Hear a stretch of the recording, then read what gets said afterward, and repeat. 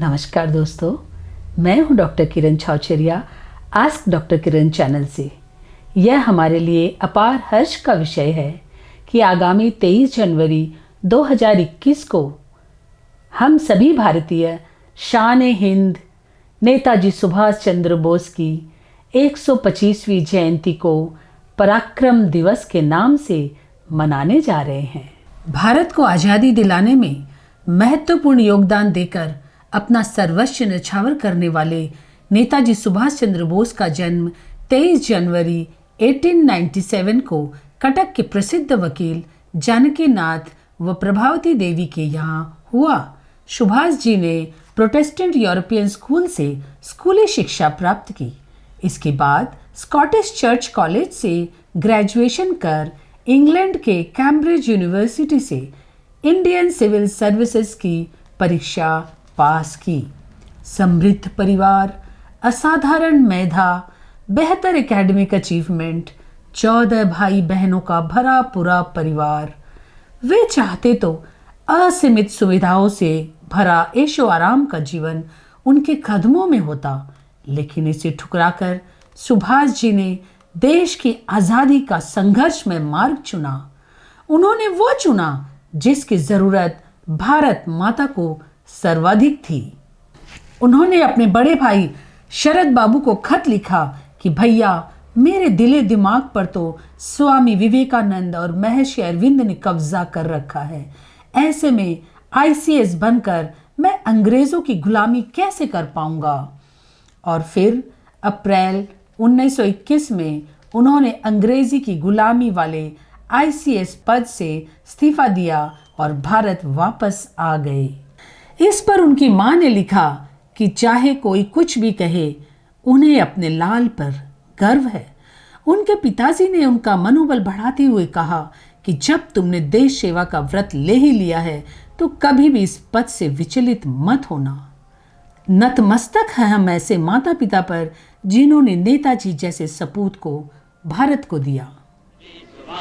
देश लौटने के बाद सुभाष जी ने स्वराज नामक एक अखबार शुरू किया।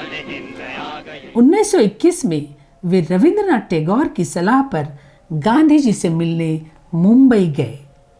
फिर नेहरू जी के साथ सुभाष जी ने कांग्रेस के युवकों की इंडियन इंडिपेंडेंस लीग भी शुरू की। 1924 में सुभाष कोलकाता म्यूनिसिपल कॉरपोरेशन के सीईओ बने। 1927 में साइमन कमीशन के खिलाफ कोलकाता में अगुवाई की।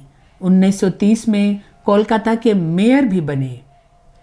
1938-1939 में 2 बार सुभाष कांग्रेस के अध्यक्ष बने, लेकिन गांधी जी और कांग्रेस के दूसरे बड़े नेताओं से उनके वैचारिक मतभेद के कारण उन्होंने कांग्रेस छोड़ दी। महान देशभक्त सुभाष जी अंग्रेजों के लिए सबसे खतरनाक भारतीय थे। ब्रिटिश सरकार सुभाष को हथकड़ियां पहनाने के बहाने खोजती थी। अपने सार्वजनिक जीवन में सुभाष जी को कुल 11 बार जेल जाना पड़ा। 1940 में अंग्रेजी शासन ने सुभाष जी को नज़रबंद कर दिया, लेकिन वे बार बार अंग्रेज़ों को चकमा देकर पेशावर पहुँचे, वहाँ से मॉस्को पहुँचे और फिर वहाँ से जर्मनी पहुँच गए।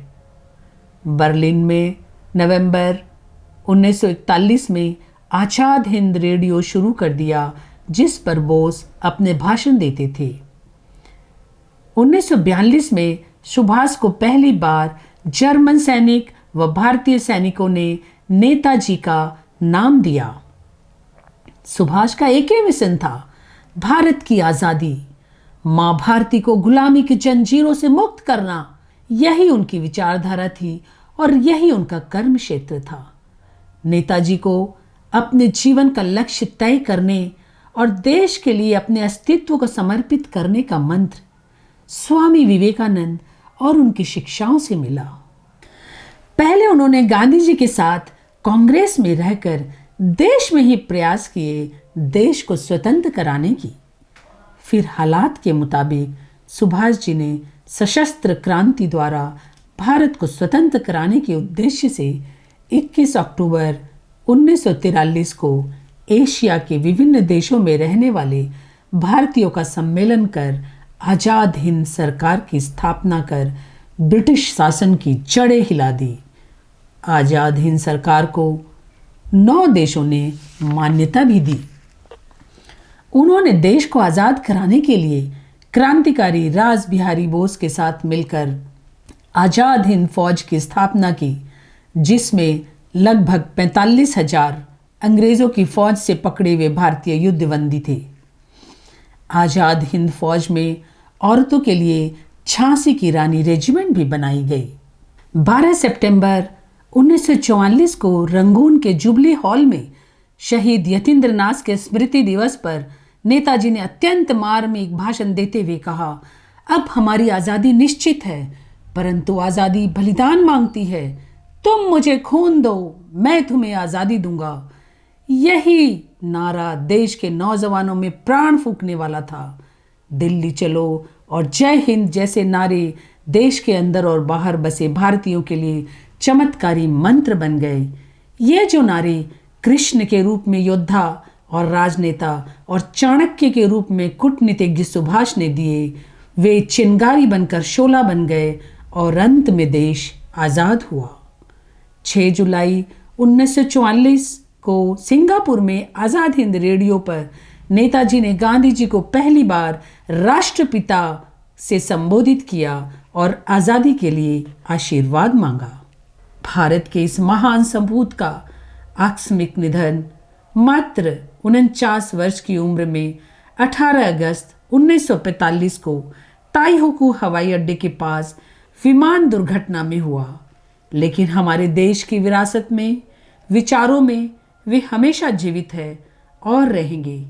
जो सिर्फ और सिर्फ देश के लिए समर्पित हो, ऐसे देशभक्त को याद करने भर से ही पीढ़ी दर पीढ़ी प्रेरित हो जाती है। दोस्तों, सुभाष जी भारतीयता की पहचान थे, लेकिन करोड़ों भारतीय के दिलों में आज भी यह बात कचोटती है कि आखिरकार आज़ाद भारत में नेताजी को वह सम्मान क्यों नहीं मिला जिसके वे हकदार थे। माँ भारती के सपूत, आज़ादी के गणनायक नेताजी माँ भारती को गुलामी की जंजीरों से मुक्त कराने के लिए अपना सब कुछ दांव पर लगा दिए। उन्होंने अपने माता पिता, भाई बहन, पत्नी एमिली शेंकल और यहाँ तक कि 4 दिन की बेटी अनीता को भी देश की खातिर पीछे छोड़ दिया।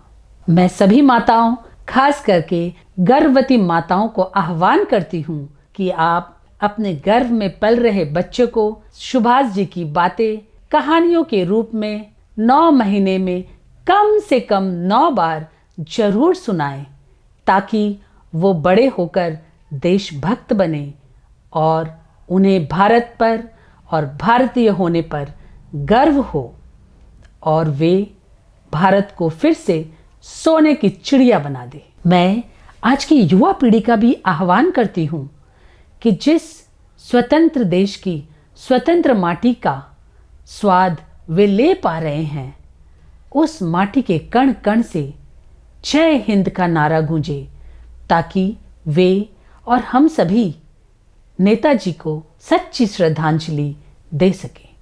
जय हिंद।